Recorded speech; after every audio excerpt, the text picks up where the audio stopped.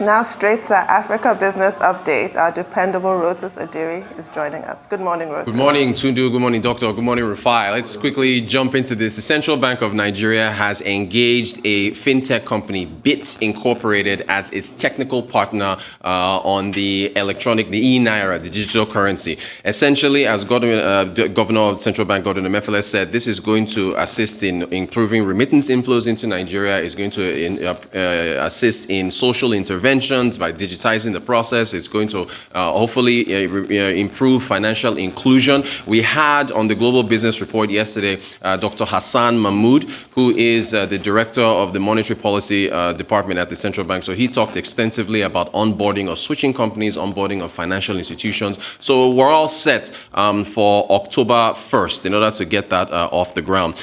More things, special things happening in October. Zainab Ahmed, the Minister of Finance, Budget and National Planning, announced that Nigeria is going to tap the Eurobond markets October 11th. So everything's happening October, Independence Day, digital currency, and we tap the Eurobond markets again. We're looking for about $3 billion.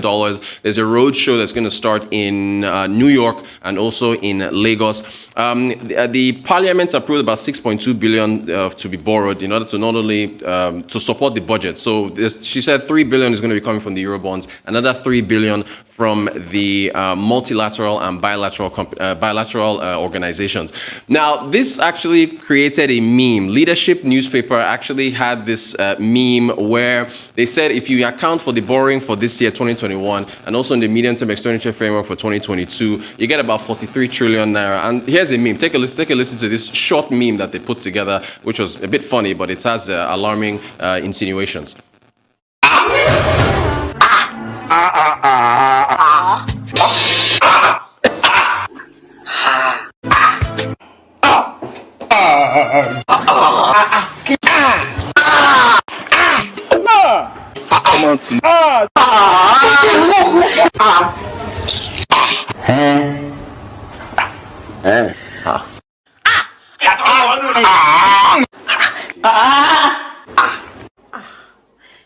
All right. So the whole point of that, what that article from July was saying, if you take per capita debt and take 43 trillion divided by the population, the projections they were making is that every Nigerian would owe 217,000 naira. So it just speaks to Nigeria has to borrow money when we need to in order to fund the budget and do other things. That's our African Business Update. Well, very quickly, Nigerians will do a meme over virtually anything, whether it's Big Brother Niger or Tiwa Savage or anybody else, or Burna Boy selling out the O2 Arena in London. But the truth of the matter is that, look, with regard to debt, so if you tell an average Nigerian that he will be owing about 217,000 naira by next year as the debt burden of the country increases. Now, the legitimate question they will ask is that, okay, what have they done with this money that they are borrowing? How does it translate into any advantage for him as a citizen and as a person? And that really is the major issue. On this program, we have had many economists, commenting on the fact that, look, borrowing is not the problem. It is what you do with it. If the people see a difference in their lives, any kind of marked improvement in their circumstances, then they are not likely to complain. Where the deficit is the, that disconnect between money borrowed and actual performance, actual provision for the citizens. However, let us all be reminded that the Debt Management Office continues to insist that our debt to GDP ratio is still one of the, lowest in Africa, and that there is a framework in place that makes borrowings for Nigeria sustainable.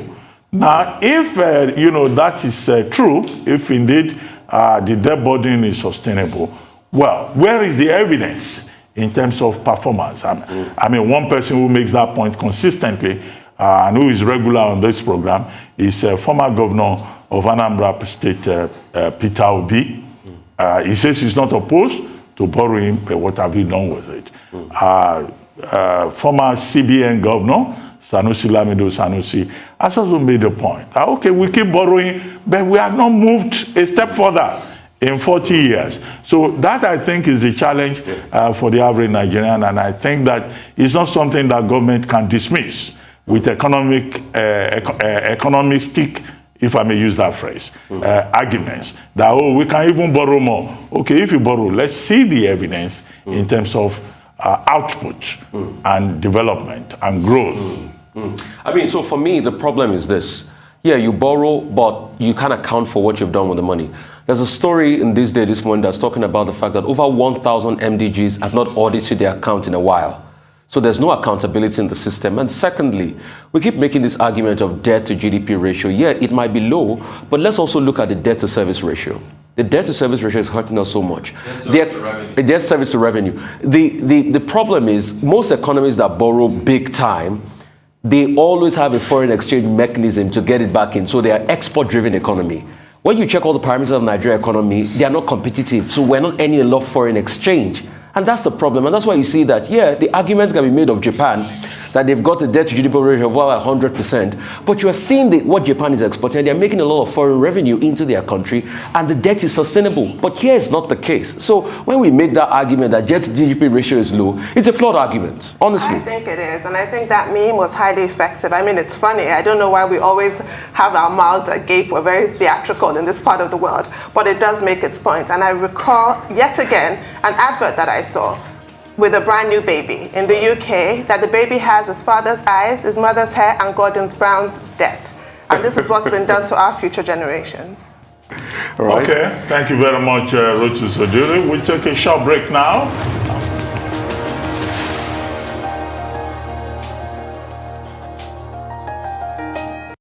Welcome back to the morning show here on Arise News. Michael Wilson joins us now from London for Global Business Update. Good morning, Michael. Good morning. A week dominated by the US jobs figures coming out on Friday. But in the meantime, Asia markets suffering from a dose of China panic, really. They had some manufacturing PMIs, which are purchasing managers' indexes. These are forward-looking indicators that show about confidence in business and so on. And they've got into a bit of negative territory. It was a non-manufacturing PMI. Sorry about the technicalities here, but it came in at 47.5 for August, which is below 50, which is well into contractionary territory.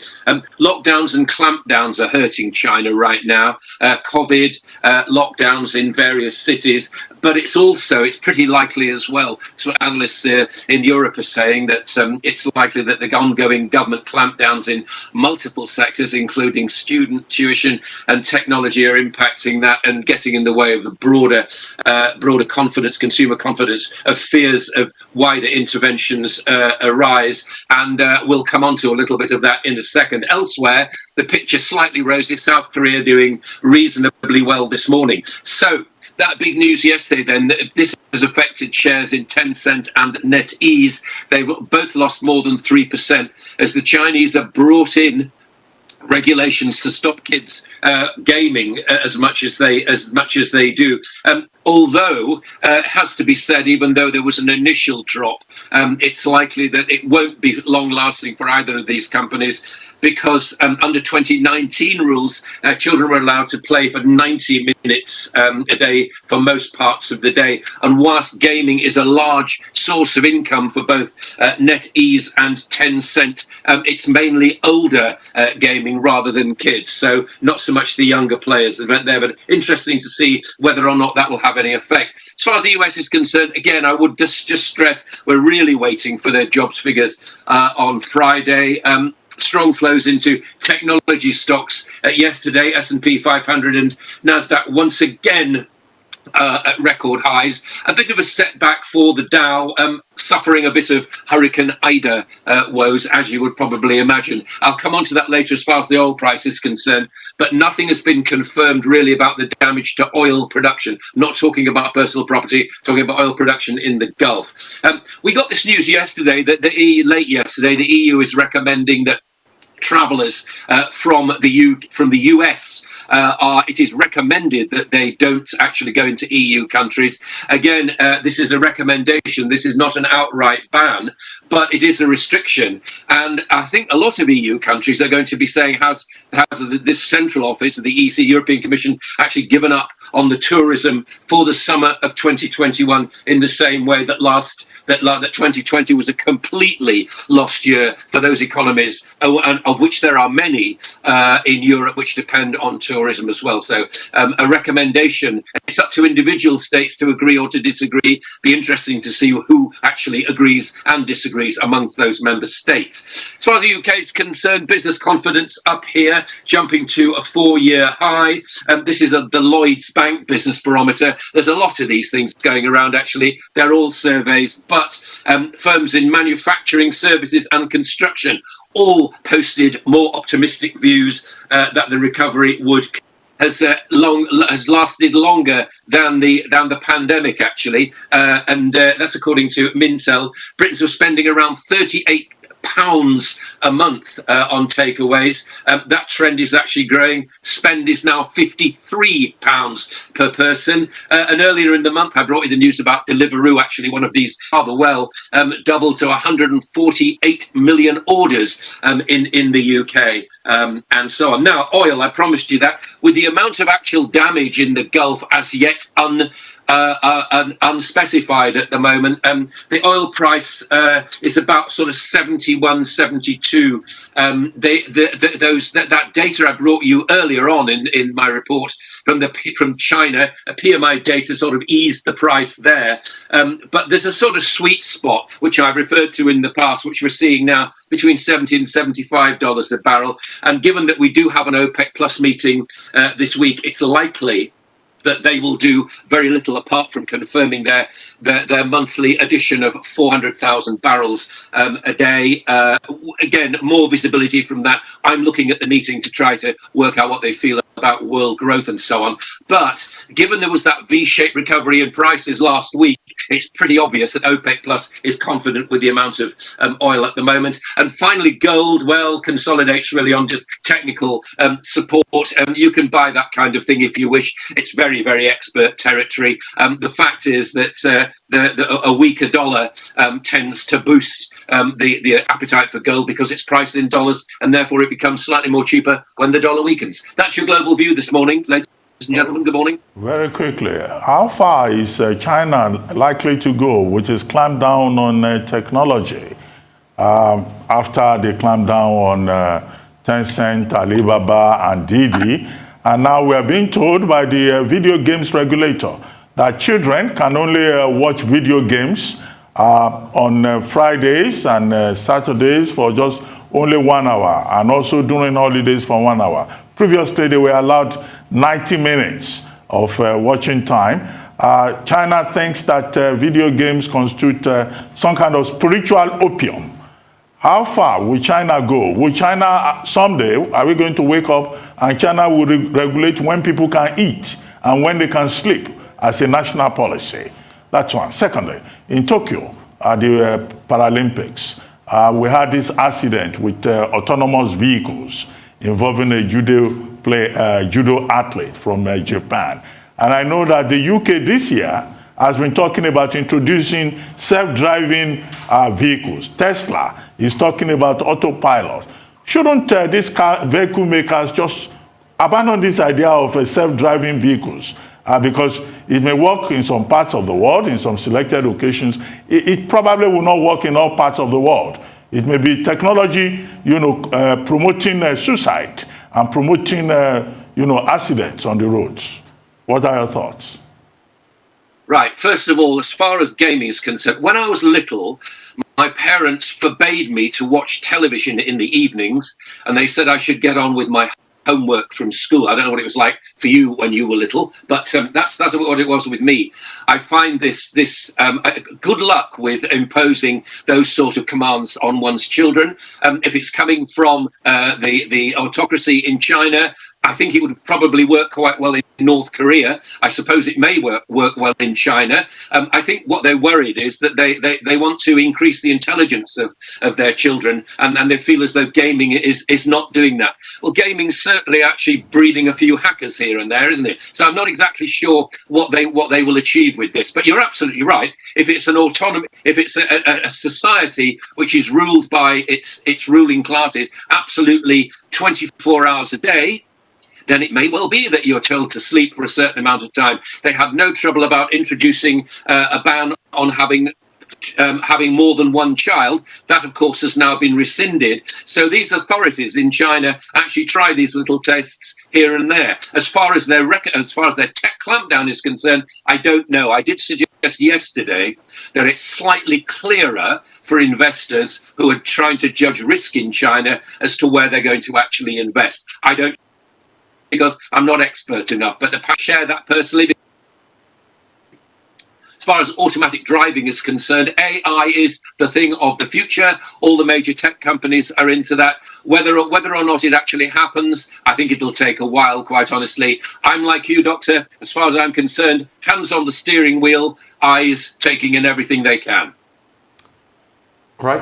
Real quickly, I just want to talk about two things. The housing boom that a lot of people are tipping to increase inflation, and the fact that some data is coming out of America now that says that, despite the upsurge in coronavirus, it has not stopped that growth of the economy post-COVID pandemic. So is that a good sign for the economy? I think it is. I think anything about a growing economy is good. Remember, I know what you're alluding to, and it's an eventual interest rate rise. Let's just remember, again, this is what the chairman of the Fed said on Friday. He said that yes, they were worried about inflation, but it wasn't until they had the full picture about employment in the United States that they would think about reducing asset buying in other words, letting the air out of the balloon very, very slightly, and then beyond that, an increase in interest rates. But as I understand, I can only say to you what central bankers say. Yes, they have all those concerns. They have to be absolutely convinced that underlying inflation is actually growing, and they've got to let out quantitative easing very, very slowly indeed. It's the